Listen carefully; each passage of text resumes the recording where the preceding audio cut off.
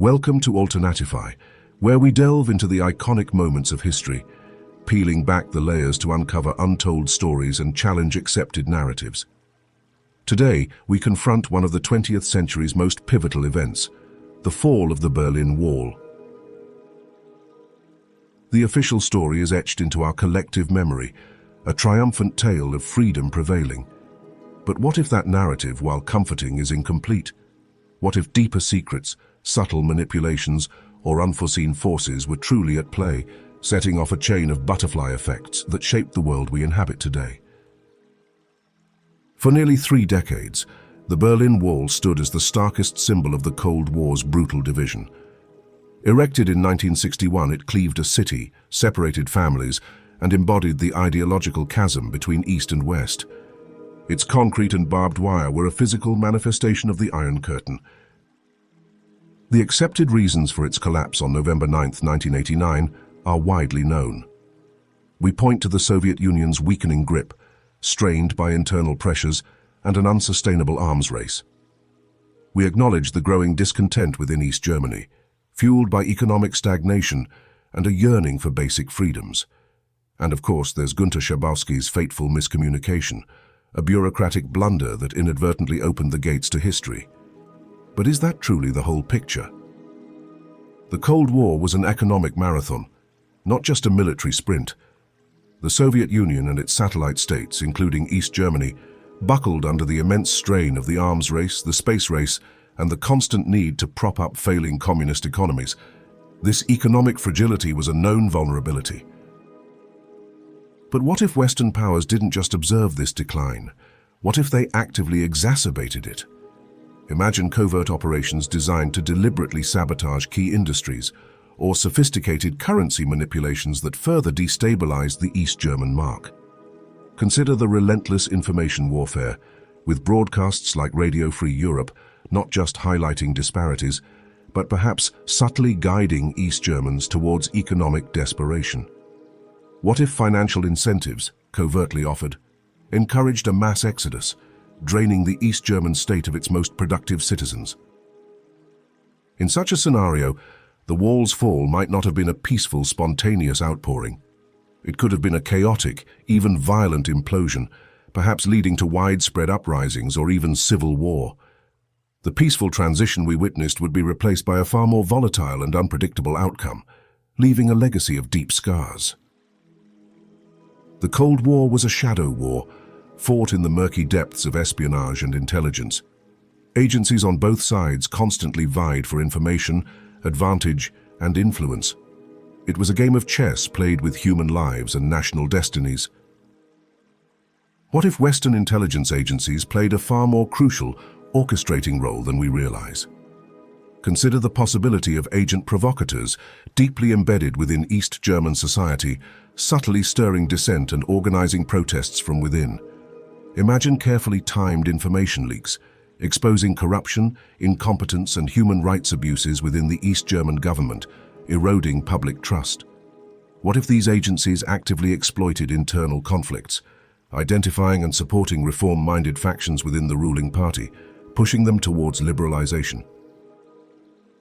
If the fall was orchestrated from the shadows, it raises profound questions about the nature of democracy and the ethics of covert action. Was it a genuine triumph of the human spirit, or a meticulously planned operation? The implications for our understanding of self-determination are staggering.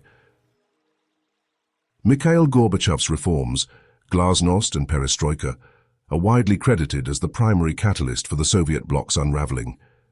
His willingness to loosen the reins was unprecedented. But what if Gorbachev had taken a different path, one that diverged from his reformist vision? Imagine a hardline Gorbachev, one who chose to crack down on dissent with military force, as his predecessors might have done. The tanks rolling into East Berlin, as they did in Prague or Budapest, would have rewritten history in blood. Or consider a gradualist approach, where reforms were implemented at a glacial pace, delaying the wall's fall for years, perhaps even decades, prolonging stagnation and suffering.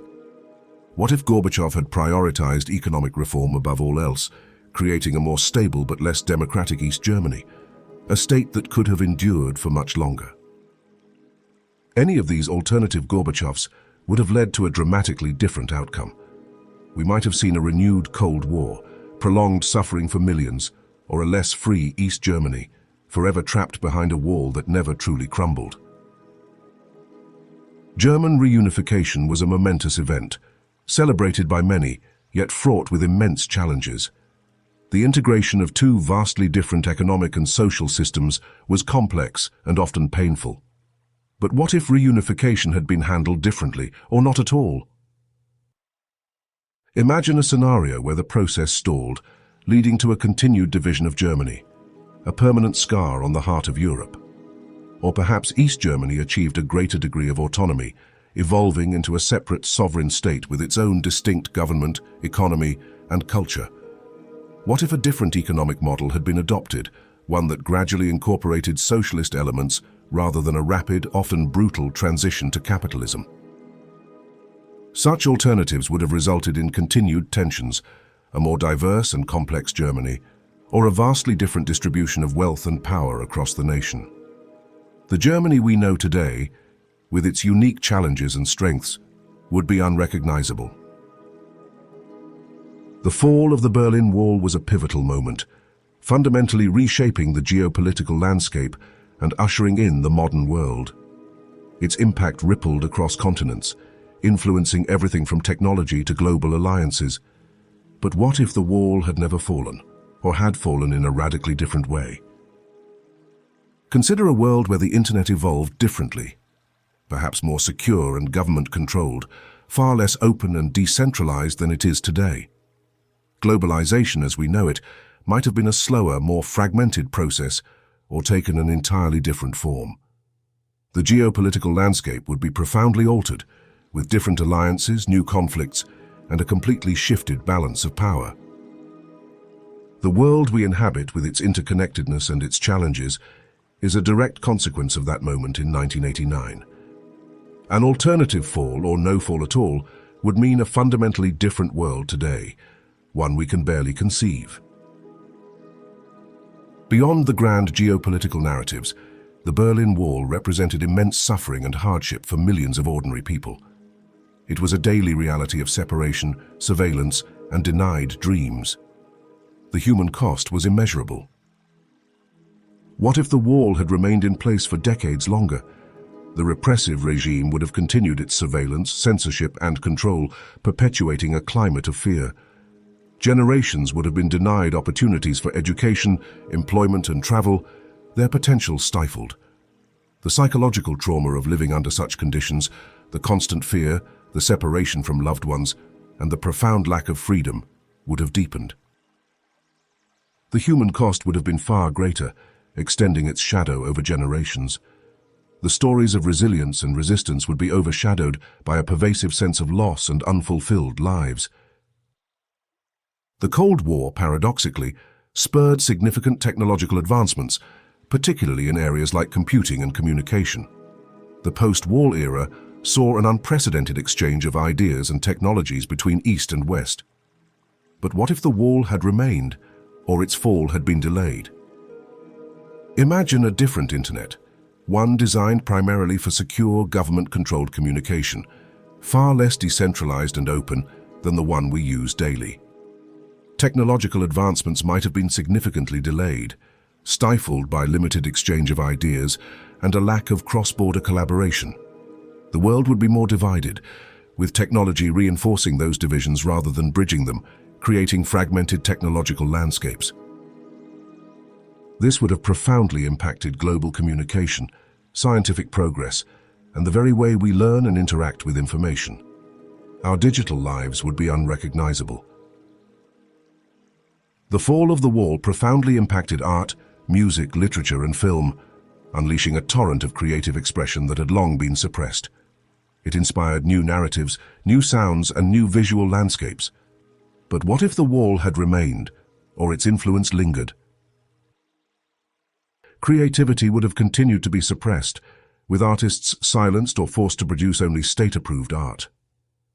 Cultural exchange between East and West would remain severely limited, preventing the cross-pollination of ideas that enriches global culture.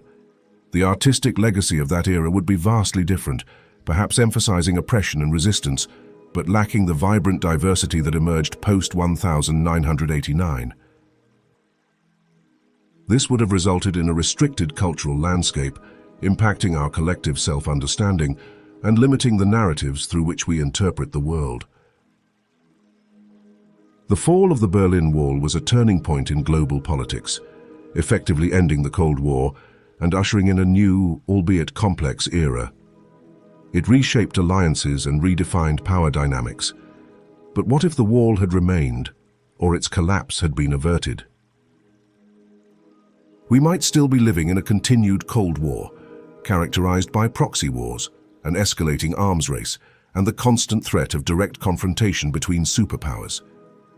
The balance of power would be drastically different, with Soviet influence retained and a different set of global players dominating the international stage.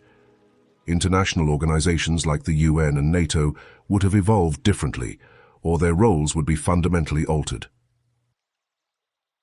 The global political landscape would be far more volatile, perpetually teetering on the brink of conflict, a world defined by ideological confrontation rather than the complex, multipolar challenges we face today. Above all, the fall of the Berlin Wall was celebrated as a victory for personal freedom, a testament to the human spirit's yearning for liberty. It symbolized the triumph of individual rights over state control. But what if that victory had been denied? Continued oppression would be the norm, with repressive regimes maintaining their iron grip, limiting freedoms and stifling dissent.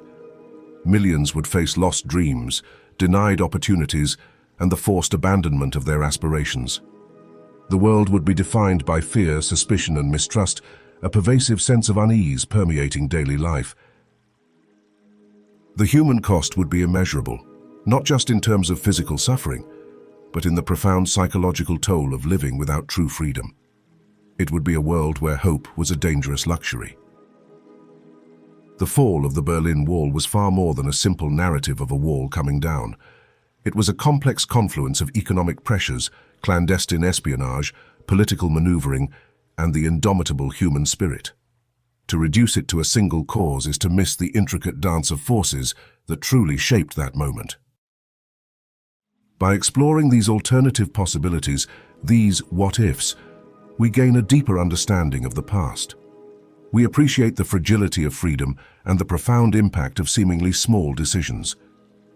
It allows us to truly grasp the significance of the world we inherited.